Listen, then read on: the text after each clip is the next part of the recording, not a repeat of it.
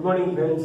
Already we discussed some MCQ question asked in competitive exam, like as the Neet and also the good set of chapter 10, Wave Optics. Already there is unit 16 in Neet exam. Right. Today we are going to discuss the more question asked in this type of the exam. Now the question is that a beam of unpolarized light of intensity I0 is passed through a polaroid A. Then through the another polaroid B, which is oriented so that its principal plane makes an angle of 45 relative to that of polaroid A. The intensity of the emergent light is. Now what this numerical suggests? Here, the light is incident, there is a polaroid A. The axis of the polaroid A is this. Now the B polaroid is placed in this manner.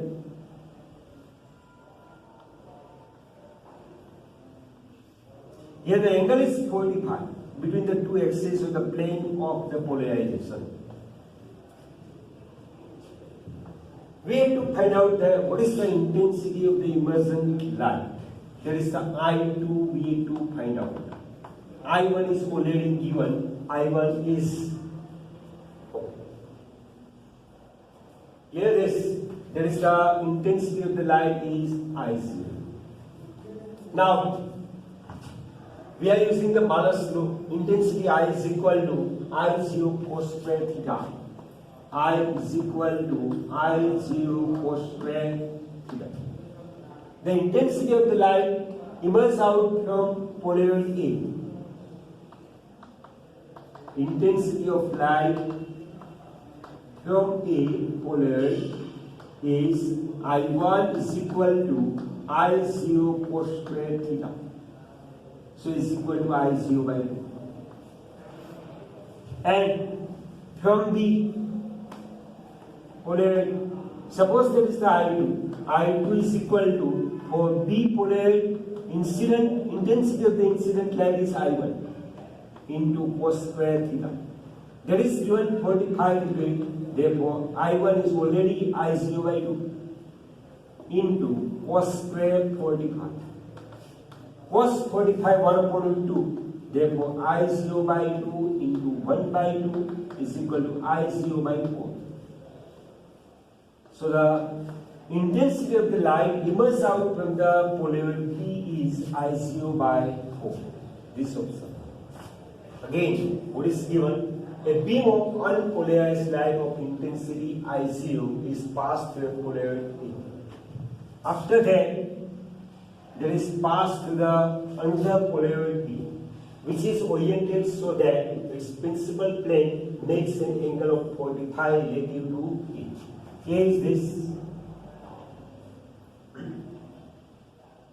Now here, B is placed at 45 degree angle with respect to A. Therefore, the angle between the A and B plane of polarization is 45 degree. First, what is the intensity of the light emerges out from the polaroid A, I1. From Malus law, I is equal to I0 cos square theta.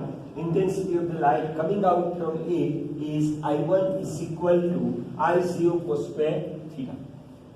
Therefore, I0 by 2. Okay. Now, this I0 by 2 is incident on polaroid B. And angle is 45 degree. Therefore, I2 is equal to I1 cos square theta. Therefore, I0 by 2 is the value of I1 into cos square 45. We know that the cos 45 is 1 upon 2. Therefore, its square is 1 by 2. I0 by 2 into 1 by 2 is equal to I0 by 4. Clear? So that is our answer. Now next, two coherent point sources. Now next, two coherent point sources S1 and S2 are separated by a small distance d as shown in figure. The fringes oriented on the screen will be. Okay. Now either the concentric circle type of the fringes are obtained, or the points obtained, or straight line or semicircle. Now listen here, the two point sources are placed on the same line. Here the separation between these two sources is given, there is the D. but both are in the same line. Therefore, the fringes obtained like to this manner.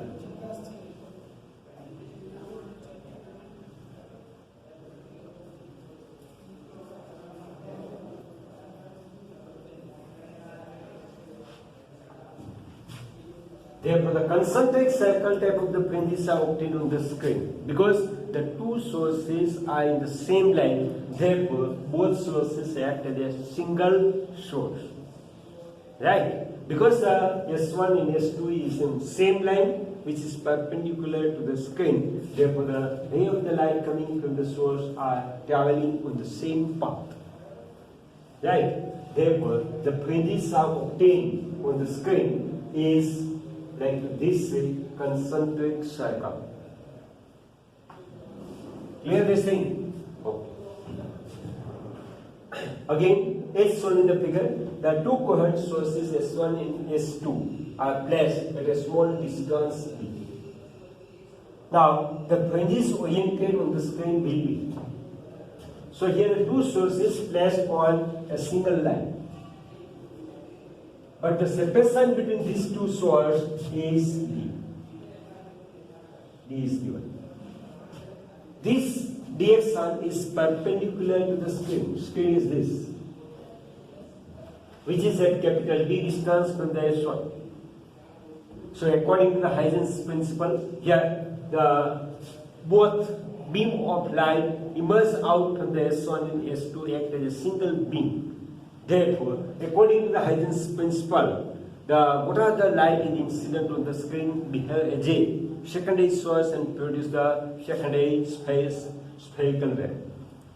Therefore, the concentric fringes or the rings or the concentric circle are obtained as a fringes on the screen.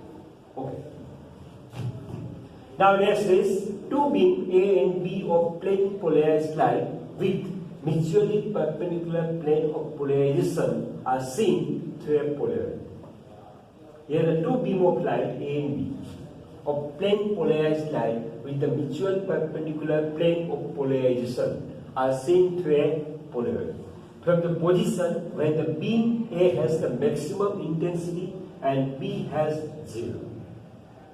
Beam A has the maximum intensity, at the same time the intensity of the B is 0. A rotation of a polaroid B through 30 degrees makes the two beams appear equally bright. If the initial intensity of the two beams are A1 and A2 respectively, then IA upon IB will be. So, maximum intensity of the beam A and B are IA and IB and both are same. Maximum intensity of beam A and B are IA and IB are same intensity, right? Now B is rotated by 30 degrees. Now B is rotated by 30 degrees. Therefore, IA cos square 30 is equal to IB cos square 60. Therefore, IA upon IB cos square 30 1 by 2 square is equal to 1 upon root 3 IB is taken this side 1 upon root 3 whole square.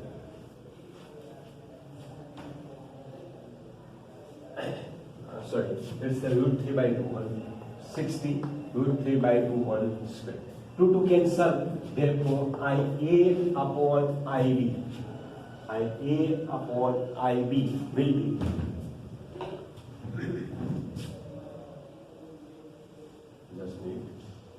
so directly we can write like this: IA upon IB is equal to cos square 60 degree upon cos square 30 degree. is equal to 1 upon 2 whole square upon 2 root 3 by 2 whole square. 2 to cancel, therefore 1 upon root 3 whole square is equal to 1 by 3. Therefore the ratio of IA upon IB is 1 by 3. Again, what is given? Here the two beams A and B of the plane polarized light with mutually perpendicular plane of polarization are seen through a polarity. From the position when the beam A has the maximum intensity, at the same time the B has the intensity is same. For that purpose, initially we consider the maximum intensity of the beam A and B are IA and IB are same. And now the B is rotated by 30 degrees. A rotation of the polarized B through the 30 degree makes the two beams appear equally bad. If the initial intensity of the two beams are IA and IB, therefore, after the rotation of the 30 degree, the intensity of both beams are same. Therefore, we compare the intensity like this way. IA cos square 30 is equal to IB cos square 60. Therefore, IA upon IB is equal to cos square 60 upon cos square 30. Take this side.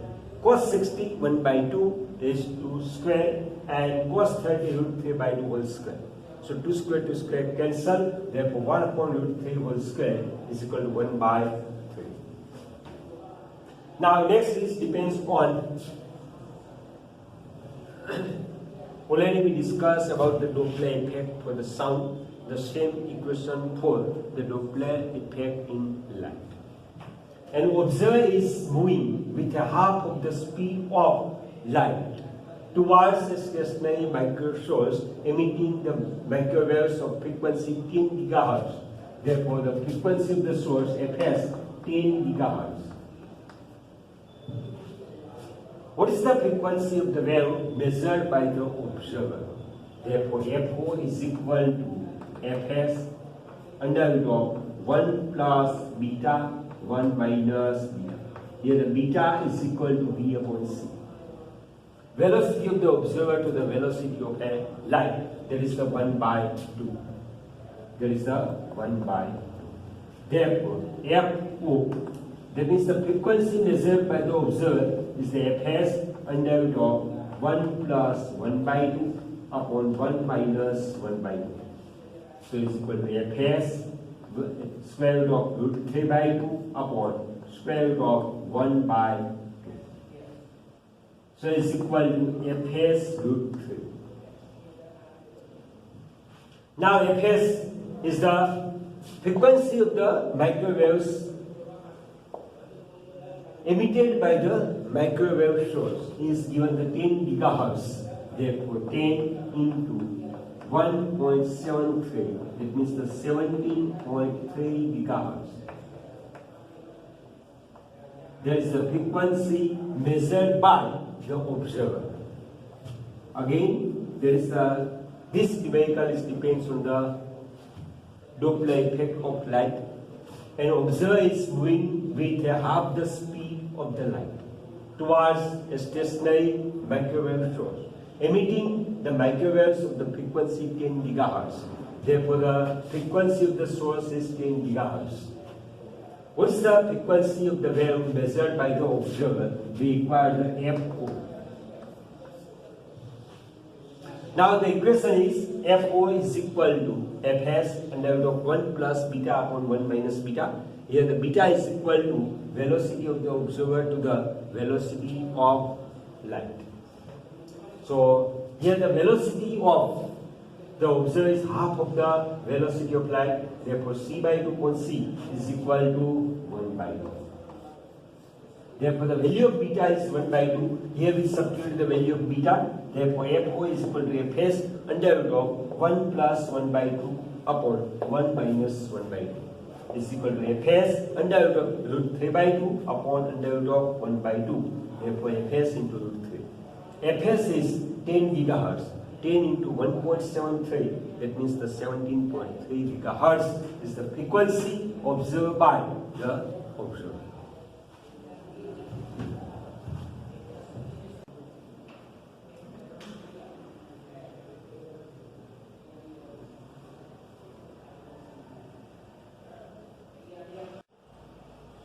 Okay, now the next numerical. Unpolarized light of intensity I passes through an ideal polarizer A. Another identical polarizer B is placed behind A. The intensity of the light beyond B is found to be I by 2. Now, another identical polarizer C is placed between A and B. The intensity beyond B is now found to be I by 8. The angle between A and B and C polarizer is. Now, what this numerical suggests here, initially the two polarizer A and B, like to this way, there is the polarizer A. Now, next is the polarizer B initially. Here the light incident is I intensity.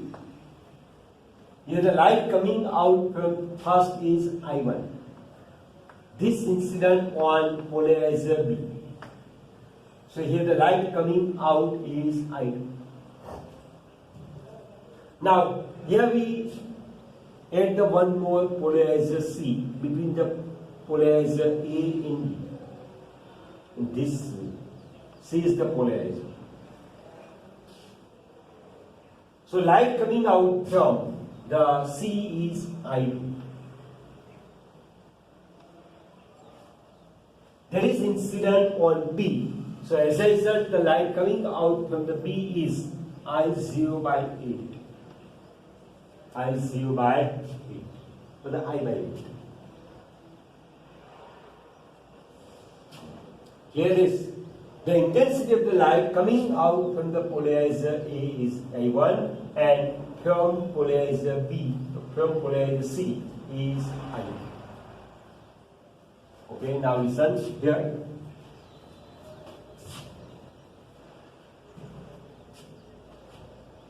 So we can add like this, the intensity of light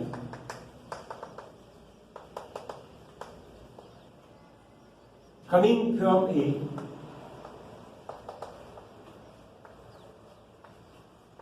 is I1 and coming from B is I by 8. I by 8. Therefore, I by 8 is equal to I2 cos square theta. I2 cos square theta. Therefore, I by 2 is I1. Here there is given the polarizer B is placed behind the intensity of the light beyond B is found to be.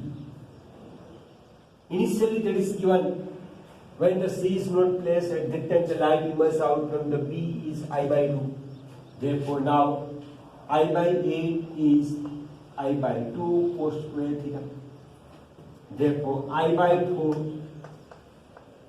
is equal to cos square theta. Therefore, I by 2 cos theta.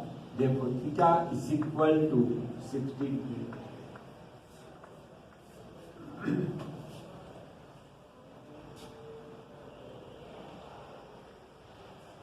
Now the intensity of the light coming out from A is I by 2 and coming out from B is I by 8.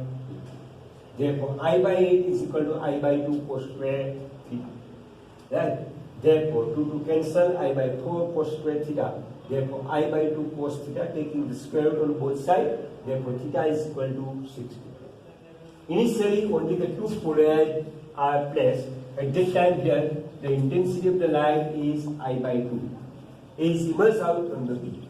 Now, as we introduce the C,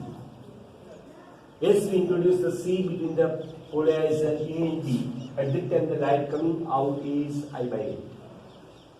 So here, this I by 8 is equal to I by 2 cos square theta. Theta is the angle between the A and C.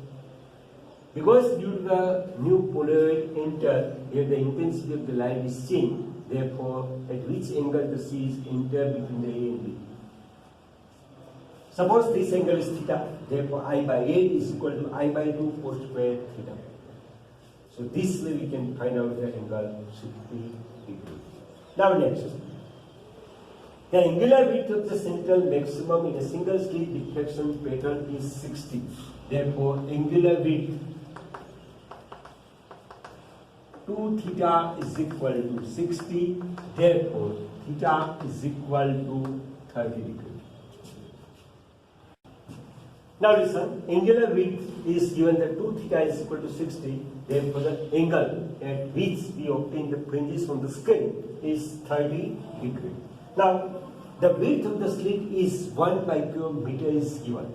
That means the small d is given the 1 micrometer. D is given as the 1 micrometer. That means the 10 is to minus 6 meter. The slit is illuminated by the monochromatic plane waves. If another slit of the same width is made near it, Young's fringes can be observed on the screen placed at a distance 50 centimeter. Capital D is given the 50 centimeter. That means the 50 into 10 is to minus 2 meter. From the slit. If the observed fringes width is 1 centimeter, so what is the separation distance between the slit? That is given the 1 centimeter, 10 is to minus 2. Okay. Now the first minimum is obtained. Condition for first minimum. Condition for first minimum is d sine theta is equal to lambda. Is equal to lambda. Okay. Now theta is equal to 30. Therefore d sine 30 is equal to lambda. Therefore d is equal to sine 30 1 by 2. D into 1 by 2 is equal to lambda. Therefore lambda is equal to d by 2. After that, the width of a slit, or the fringes, that is the beta is equal to lambda d upon d dash. Therefore d dash is equal to lambda d upon beta. Already we found the lambda. Therefore d by 2 into capital D upon beta. So as we substitute the value, all are given. D is 10 is to minus 6, capital D is 15 to 10 is to minus 2, and B is given the 10 is to minus 2. We obtain the 25 micrometer. Again, first understand this numerical, what it says is that the angular width of a central maximum in a single slit diffraction pattern is given the 60 degree. Therefore, angular width to theta is equal to 60, that means the theta is equal to 30. The width of a slit is 1 micrometer. Small d is given 1 micrometer. The slit is illuminated by monochromatic plane wave. Monochromatic plane wave. The another wavelength, another slit of the same width is made near it. Young's fringes can be observed on a scale placed at distance 50 centimeter. Distance between the screen and source is given 50 centimeter. Okay. From the slit, if the observed fringes width is 1 centimeter, separation between the two slits, two fringes is given 1 centimeter. What is the separation distance? Therefore, all the values are given, capital D, small d, and beta. Angular width is 2 theta is equal to 60. Therefore, theta is equal to 30 degree. Now, condition for first minima is d sine theta is equal to lambda. Therefore, d sine 30 is equal to lambda.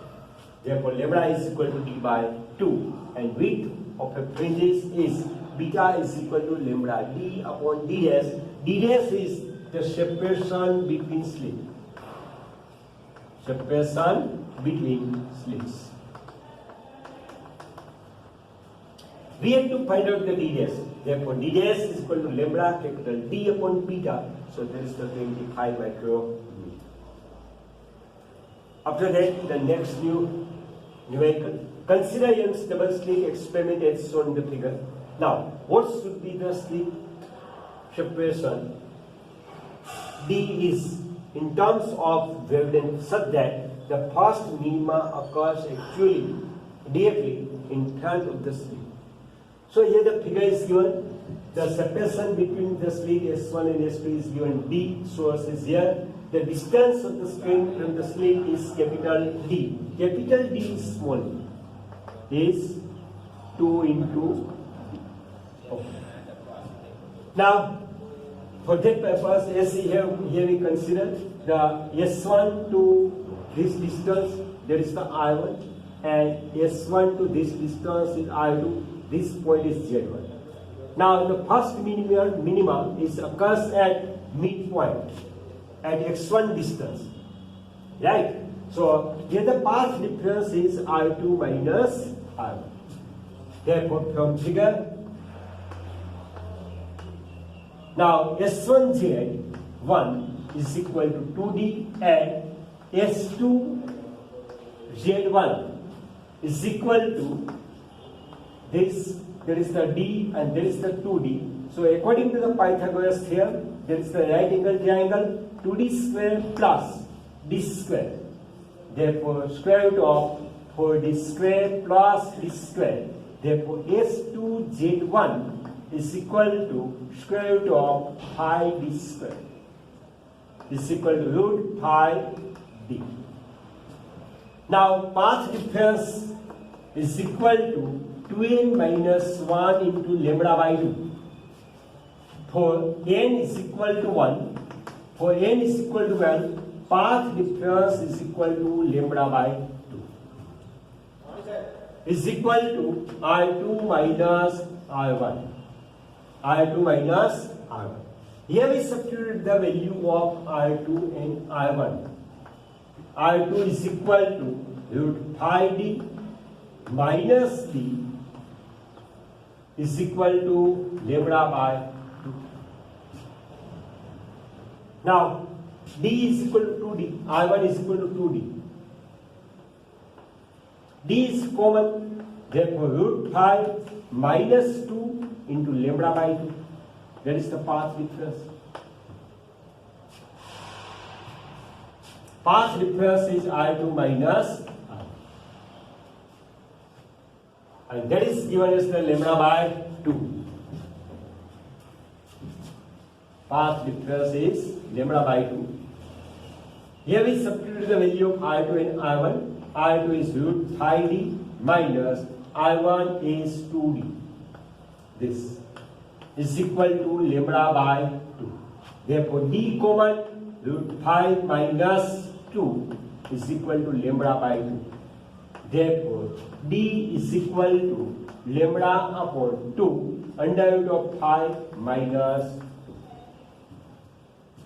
So, only we have to use the condition for the path difference for the back fringes, right? We have to find out the value of I2 and I1 in terms of the small d.